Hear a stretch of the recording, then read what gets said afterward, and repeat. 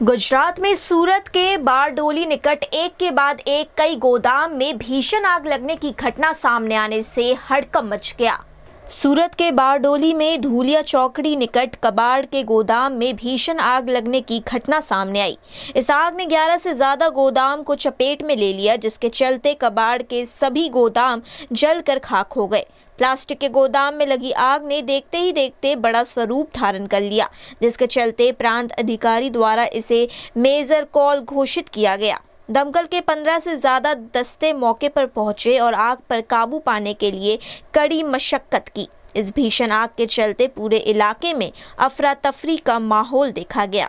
हाल અત્યારે આગ બુઝાવવાની પ્રક્રિયા ચાલુ છે। આજ સવારે 2 વાગ્યા 2:30 વાગ્યાની અરસામાં આગ લાગેલી હતી, જેના અનુસંધાને બારડોલી 4 ગાડીઓ ઘટના સ્થળે હતી।